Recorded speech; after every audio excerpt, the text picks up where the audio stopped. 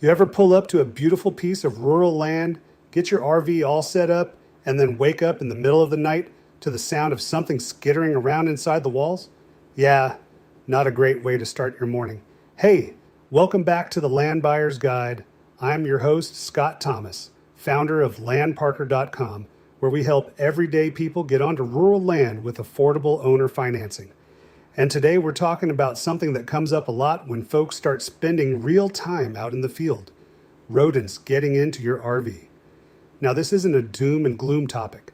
It's just one of those practical things you learn when you start camping in wooded or rural areas. Mice, rats, squirrels, they're out there. And an RV looks pretty attractive to them. Warm, enclosed, smells like food, lots of little openings to squeeze through. To a mouse, that thing is basically a five-star hotel. So let's talk about what you can actually do about it before your trip, during your stay, and when you get back home. The first place to start is before you even leave your driveway. Take some time to actually walk around your RV and look for gaps. And I mean, really look. A mouse can squeeze through a hole roughly the size of a dime. That's tiny. So you're not just looking for big, obvious openings. You're checking around plumbing pipes, around electrical conduits, anywhere a utility line comes up from underneath the rig. Get under there if you can and look at the undercarriage. Check around the slide-out mechanisms. Look at your vent covers and make sure the screens are actually intact. A torn screen is basically an open door. When you find small gaps, steel wool or copper mesh works really well to fill them. Rodents have a hard time chewing through metal fibers. Then you can put some expandable foam sealant over that for a more permanent fix on anything bigger. It's not glamorous work, but it makes a real difference.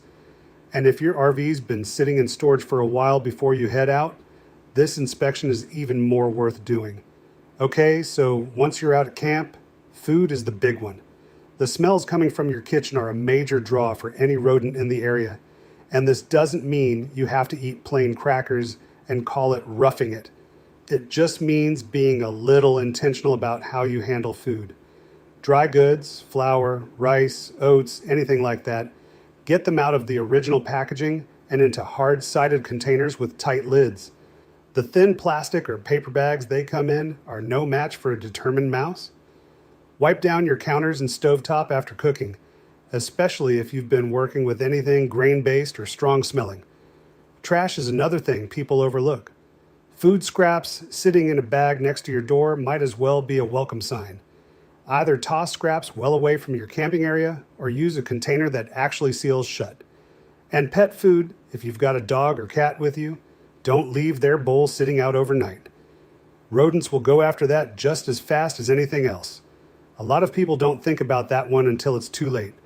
Now let's talk deterrents, because there are a handful of things that people have had real success with out in the field.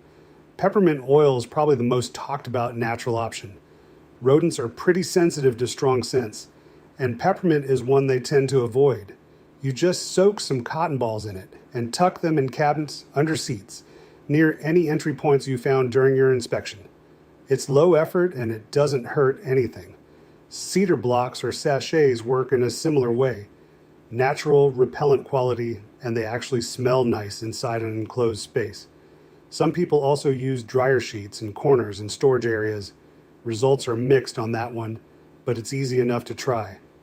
On the physical side, rodents often climb up through the tires to get into the underside of an RV. Wheel covers or tire skirts can help block that route. And think about what you're storing under or around the rig too. If you've got stuff piled up underneath, that's potential nesting material right next to your vehicle. If you're camping somewhere with a lot of rodent activity, snap traps or live traps set around the perimeter of the RV can be effective. Just check them regularly and reset as needed. There are also ultrasonic plug-in repellers you can get. They emit a high-frequency sound that rodents find uncomfortable. They need power to run, so they work best when you're hooked up or running a generator. Whether they actually work is debated. Some RV owners swear by them as part of a bigger strategy. Others haven't noticed much difference. Worth knowing about, but I wouldn't rely on it as your only approach. Here's something that a lot of people don't think much about: Where you park and how you set up your site actually matters. If you pull right up next to a big brush pile or a wood stack or tall grass, you're essentially parking next to prime rodent habitat. Give yourself a little distance from that stuff if you can. Wood piles are a big one. Don't store firewood directly against your RV or underneath it. Wood piles are a favorite spot for mice and rats to shelter. If you're on your own land for an extended stay, mowing or clearing a buffer zone around your camping area can help reduce how much pressure you're dealing with from the surrounding habitat. And your campfire area, if you're cooking over a fire, keep it a reasonable distance from the rig. Food smells from cooking can linger right where you're parked and draw things in. When you get back from a trip, it's worth taking a few minutes to do a quick walkthrough before you park and forget about it. Look in cabinets, drawers, under the bed platform, in storage bays. You're looking for droppings, which are usually the first sign something was in there.